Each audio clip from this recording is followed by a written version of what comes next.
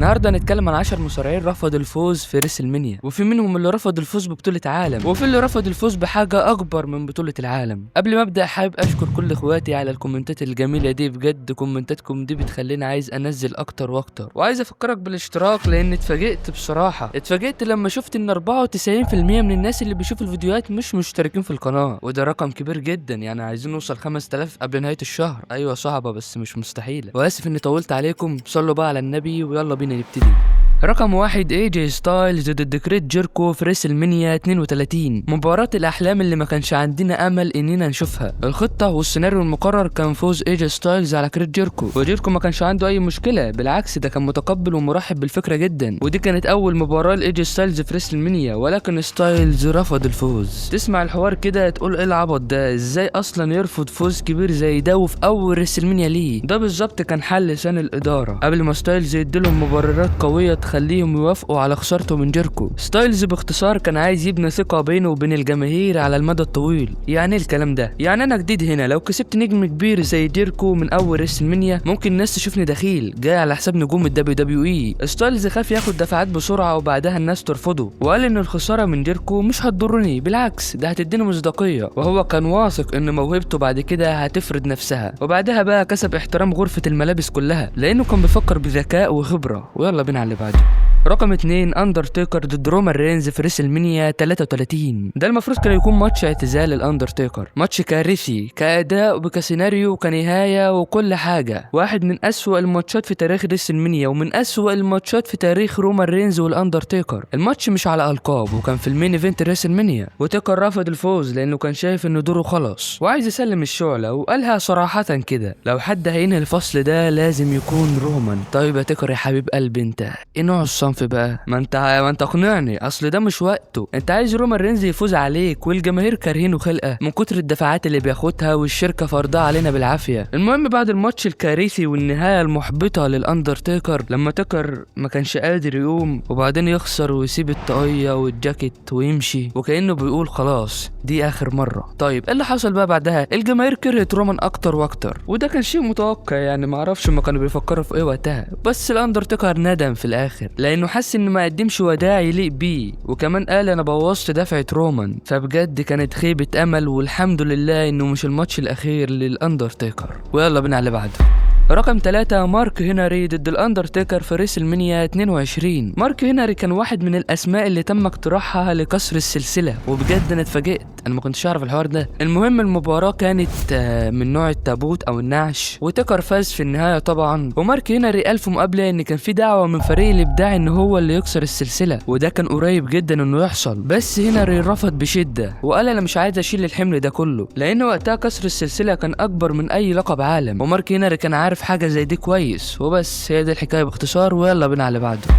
رقم 4 ذا روك ضد JBL في ريسلمانيا 21. هتقول لي يا عم ذا روك ما لعبش ضد JBL في ريسلمانيا 21؟ هقول لك ان دي الخطه الاصليه. WWE قررت ان JBL هيدافع عن البطوله ضد الروك، وعلشان نولع الدنيا ونعلي الحماس ونرجع الشغف من تاني للناس، الروك هيكسب وهيكون واجهة الشركة تاني. وروك وقتها كان في هوليوود وعنده التزامات كتير وما كانش عارف هل هيعرف يظهر اصلا ويبقى واجهة الشركة ولا لا. ففي الاخر الروك رفض واستبدلوه بجون سينا، علشان بكده جون سينا يكون الواجه الجديد للشركة، وكان فوز تاريخي بصراحة. ويلا بينا على اللي بعده. رقم 5 الاندرتيكر ضد كين. اندرتيكر كان بيعشق الشغل مع كين، والاندرتيكر كان عايزه هو اللي يكسر السلسله، وطلب ده اكتر من مره، ومن ضمن المرات كانت ريسلمانيا 20، ولكن كين رفض برضه بشده، مش علشان حاجه، احتراما بس للاندرتيكر. ويلا بينا على اللي بعده.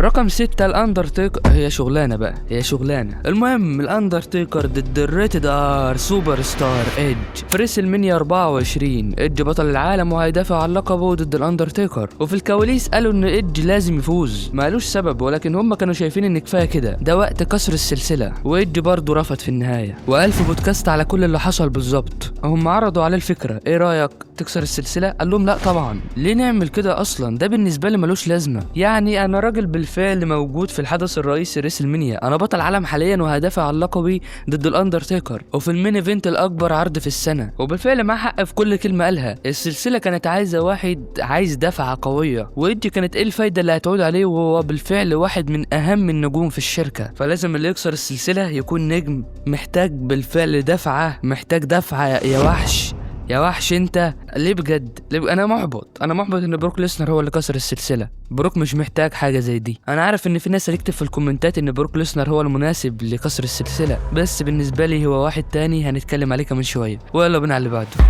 رقم 7 جون سينا ضد براي وايت.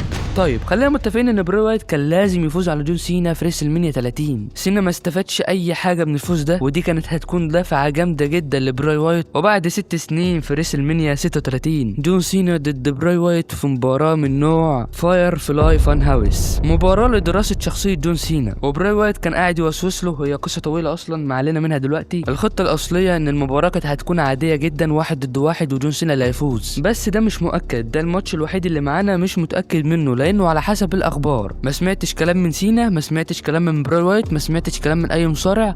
انا بحثت كتير بس ما لقيتش حاجه، بس الاخبار بتاكد الكلام ده، وان جون سينا رفض الفوز على براي وايت، وبعدها براي وايت هو اللي اقترح نوع المباراه، وفاز براي وايت طبعا في المباراه الغريبه دي. فلو حد متاكد ان سينا رفض بالفعل يكتب في الكومنتات. ويلا بينا على اللي بعده.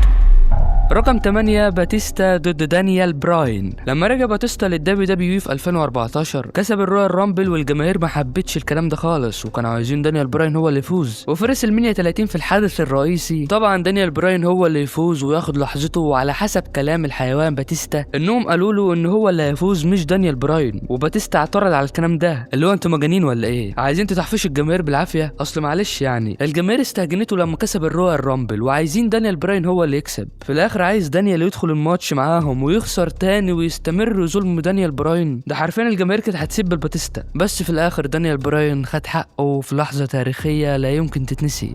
ويلا بينا على اللي بعده.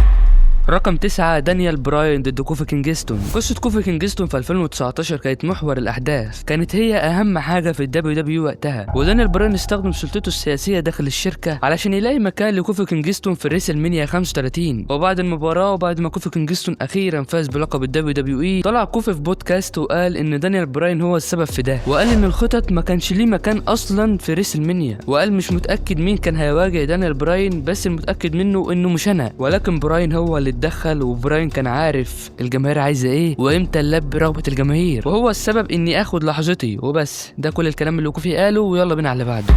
رقم 10 راندي اورتن ضد الاندرتيكر. راندي اورتن من اكتر الناس اللي كانوا مطلوبين جدا انهم يكسروا السلسله، والجماهير كانت هتتقبله لانه شخصيته هو قاتل الاساطير، وكان وقتها بيتبني واحده واحده، ودخل في عداوه تاريخيه مع الاندرتيكر واثبت نفسه، والعداوه دي علت راندي اورتن بشكل جامد جدا، وهو كان محتاج الفوز بصراحه علشان يكبر اكتر واكتر. وكان في شائعات بتقول ان راندي اورتن هيكسر السلسله، ولكن في النهايه الاندرتيكر فاز علشان يكمل سلسله انتصاراته. واتقال بعدها ان راندي اورتن رفض الفكره ورفض انه يكسر السلسله احتراما للاندرتيكر. لا معلش بقى، وقف لي هنا كده علشان الحته دي مش داخله دماغي. راندي اورتن ما كانش يعرف حاجه اسمها احترام وقتها، ده كان شيطان. احترام ايه بس يا عم اللي انت جاي تقول عليه؟ بجد انا مش مستوعب الكلام ده، ولكن هو ده اللي حصل. وفي برضه مصارعين تانيين رفضوا الفوز، زي بروك ليسنر رفض يفوز على الجولدبرج في 2016، وكان شايف ان فوز الجولدبرج افضل وقتها. طيب ده يوصل لك ايه بقى؟ يوصل لك ان بروك ليسنر وقتها اصلا ما كانش بيشوف. وبرضه شون مايكلز رفض يفوز على كريس جيركو وياخد بطوله العالم، بالرغم من ان الجماهير كانوا عايزين يشوفوا مايكلز بطل عالم من تاني، ولكن مايكلز رفض.